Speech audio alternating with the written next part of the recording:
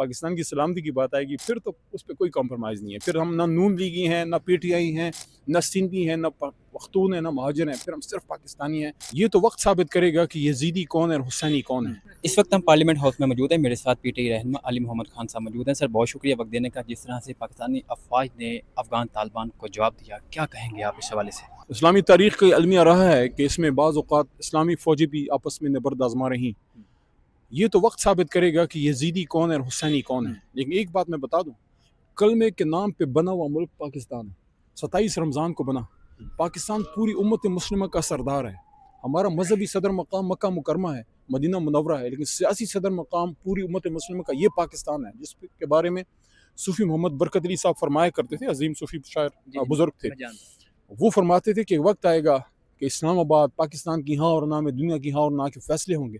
تو میں افغان کو کہنا چاہتا ہوں، افغانیوں کو کہنا چاہتا ہوں، افغان حکومت کو کہنا چاہتا ہوں، آپ ہمارے بھائی ہیں، ہم مسلمان ہیں، آپ بھی مسلمان ہیں، کلمے کو مانتے ہیں. آپ اس پاکستان کا دایاں ہاتھ بنے، وہ پاکستان جو صہیون کی آنکھوں میں کھٹکتا ہے. اسرائیل آج دنیا میں کسی اسلامی ملک کو اپنا اس طرح دشمن نہیں سمجھتا جس طرح پاکستان کو سمجھتا ہے، کیونکہ پاکستان واحد اسلامک نیوٹرل اسٹیٹ ہے. یہاں کی پاورفل آرمی ہے، کلمے کے نام پہ بنا ہے. یہاں جہادی لوگ موجود ہیں، پاکستان پہ محبت کرنے والے لوگ موجود ہیں، اسلام کے نام پہ قربانی دینے والے لوگ موجود ہیں. پاکستان ان کو ایک آنکھ نہیں بھاتا. آپ کے ملک سے، افغانستان سے پاکستان پہ جو ہے دراندازی نہیں ہونی چاہیے، دہشت گرد حملے نہیں ہونے چاہیے.